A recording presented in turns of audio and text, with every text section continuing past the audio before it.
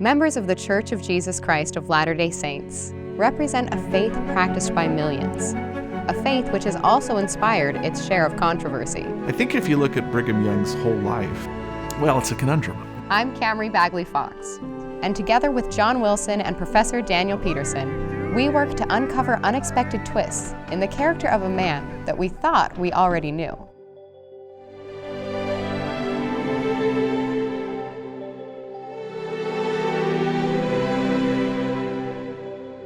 So what's the plan? In our previous episode, we determined that, surprise, surprise, Brigham had nothing to do with the death of Joseph and Hiram Smith. So we headed back to determine our next move.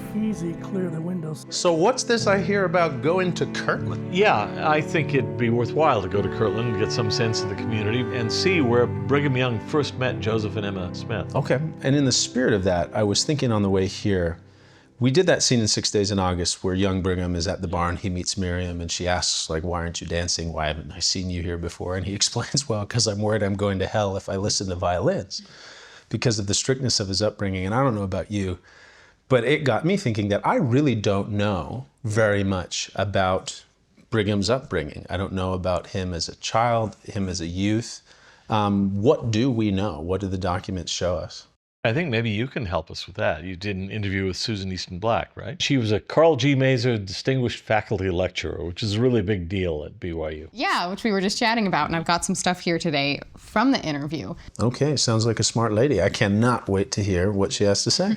All right, Susan, it's so nice to meet you. So good to be here with you. Can you give me some background about yourself? Thank you. Well, let's see. I was a professor at BYU for about 38 years. I loved to teach church history.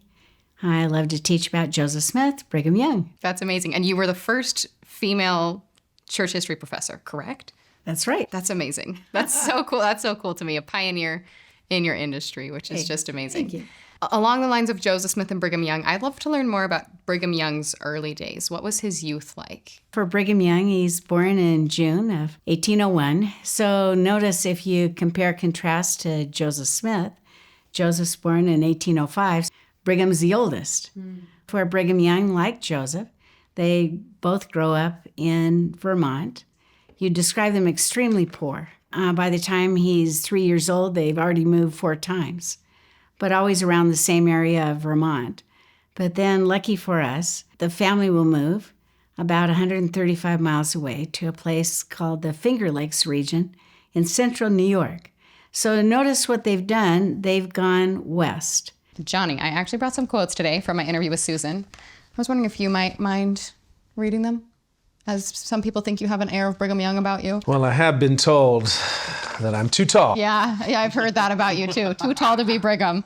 But I would love to give it a shot. Yeah, so the first quote's actually from a history that Brigham Young wrote himself. Really? About his upbringing. Okay, this is exciting. First-hand account. Okay. At an early age, I labored with my father, assisting him to clear off new land and cultivate his farm, passing through many hardships and privations incident to settling a new country. You know, Brigham did not spend a lot of time learning to read or to write. In fact, he claims to have spent only 11 days in formal education, which, you know, I mean, that sounds like very little to us. I suspect it was more typical of the American frontier, but still, it's not much. Sure, especially for those of the sort of like working farmer class, right? Yeah. You just didn't have a choice. Right. Could you read the next quote? Sure. Brigham said, "We had the privilege of picking up brush, chopping down trees, rolling logs, and working amongst the roots and getting our shins, feet, and toes bruised.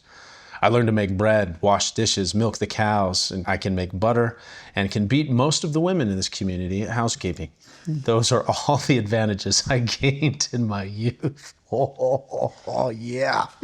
That man was not lacking in confidence. You know, I don't think he was. I think confidence is one of Brigham Young's salient traits. But I also can't help but think that in this case, he was probably speaking a little bit with a twinkle in his eye. Oh, sure. Oh, for sure. I wonder how the women of the time reacted. If they were like, oh, Brigham, or if they're like, oh, Brigham. Yeah, you know? Well, I remember, I think it was Legene, she talked about in an article she posted about just how charming Brigham was as an individual, talking about as a missionary. He really had a lot of success. So I imagine there was that kind of impish, rogue-like bit about him. He had a sense of humor. I love that. No question about that. But surely was very confident in his abilities to do. Well, he had to be to do what he did. I mean, to head off into the wilderness, leading thousands of people, you can't be riven with self-doubt.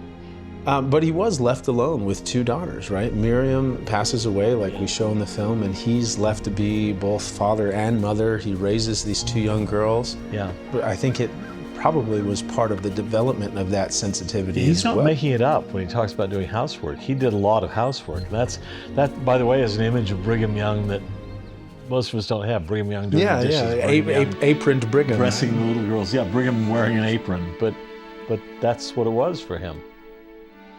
What I think is interesting about the movement west, as they join with many from Vermont that move west, it used to be that the man would go west first to see if he liked Western New York, and then if he liked it well enough, he would return and pick up his wife and sweetheart, and sometimes they were one and the same. So in this case, John Young, Brigham Young's father, will go west with his wife. And as they do so, they're always trying to eke out a living from the soil. And that becomes very difficult, especially for Brigham Young. And in his childhood, he's helping Dad on the farm. But he needs to provide money, too, for the family, which was typical at the time. And so Brigham Young is hired out to work for other families, and sometimes will spend the night, stay in the kitchen, almost act like a part of a houseboy. My parents were some of the most strict religionists that lived upon the earth.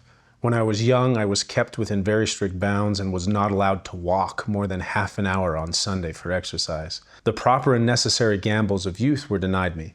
I had not a chance to dance when I was young, and never heard the enchanting tones of the violin until I was 11 years of age. And even then, I thought I was on the highway to hell if I suffered myself to linger and listen to it. Brigham's upbringing was so strict that if he even said a word like devil, apparently he would be told that he was behaving very wickedly. And his father would often respond with a word and a blow, and Brigham says, and usually the blow came first. But Brigham, it seems, decided to raise his children differently, and there's a quote here about that. Sure. I shall not subject my little children to such a course of unnatural training, but they shall go to the dance, study music, read novels, and do anything else that will tend to expand their frames, add fire to their spirits, improve their minds, and make them feel free and untrammeled in body and mind.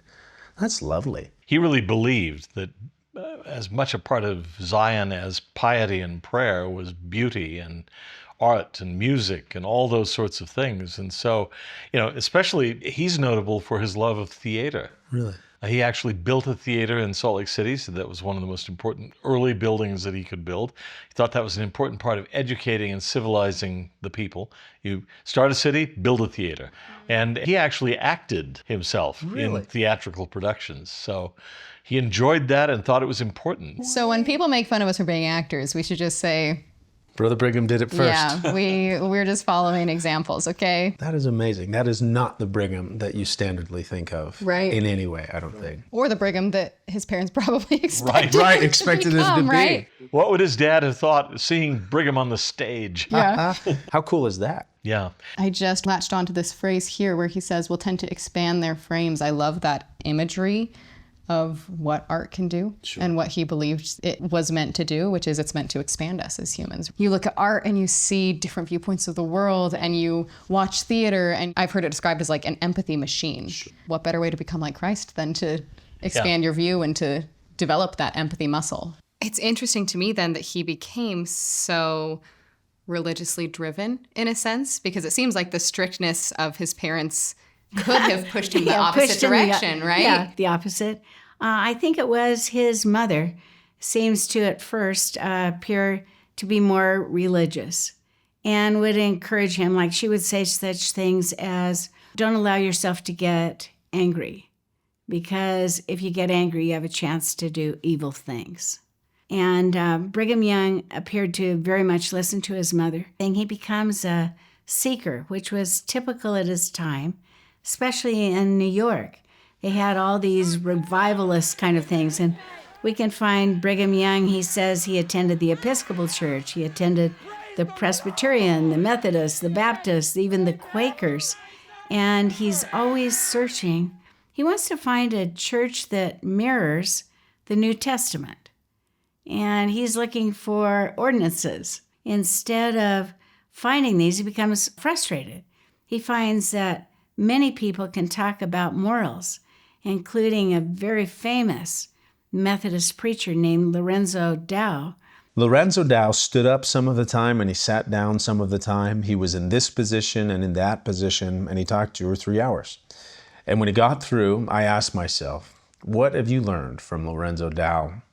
And my answer was nothing but morals. He could tell the people they should not work on the Sabbath day, they should not lie, swear, steal, commit adultery. But when he came to teaching the things of God, he was as dark as midnight. So it seems like Brigham really was searching for more than just someone to tell him what to do or not to do. Sure. Or in other words, like kind of the law of Moses seems to be how he was raised, a very strict observance. But Brigham was looking to understand God and to find a religion that would help him to understand God and to live a higher law. I never really thought about that, right? Like he had all of the rules, right? But he had a sense that there was something that was not more in the rules. Right, and that there's a deeper way to live the gospel. Yeah. Brigham says, I had seen men and women fall and be as speechless and breathless as that stove before me. I saw them get religion all around me. Men were rolling and hollering and bawling and thumping, but it had no effect on me. I wanted to know the truth that I might not be fooled.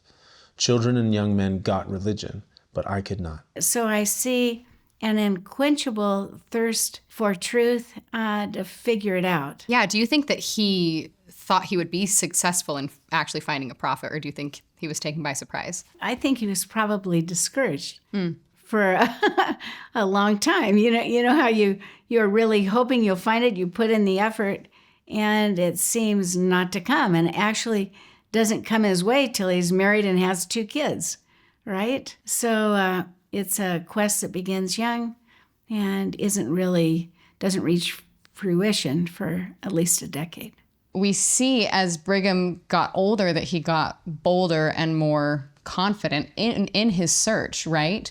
And he started to question ministers and ask more things. And it says he wanted to know how the kingdom of God should be built if the New Testament pattern was not the way. Oh, so because that's the thing. Because if you're claiming this is all done, that's all over, that's a thing of the past, then what? Right. Right? Because what you are doing is chaos. Right, to which the ministers would answer, my dear friend, these things are done away with. Ordinances, mere matters of ceremony. Belief was sufficient. And so Brigham came to a conclusion that he couldn't avoid, and he says, I knew that Jesus Christ had no true church upon the earth. That's exactly the conclusion that Joseph came to, probably around the same time. Yeah, they're on parallel tracks, clearly, so you can kind of imagine that they would eventually come together. Yeah. And speaking of Joseph, this next one leads into it. So Brigham says that he would gladly have given all the gold and silver that he had if he could meet with one individual who could show me anything about God, heaven, or the plan of salvation. So he wanted to meet a prophet. And I've got a quote, I'll let you read it. I felt in those days that if I could see the face of a prophet, such as had lived on earth in former times, a man that had revelations, to whom the heavens were opened, who knew God and his character, I would freely circumscribe the earth on my hands and knees. I thought that there was no hardship but what I would undergo if I could see one person that knew what God is and where he is and what was his character and what eternity was. That is some uncommon depth, I think.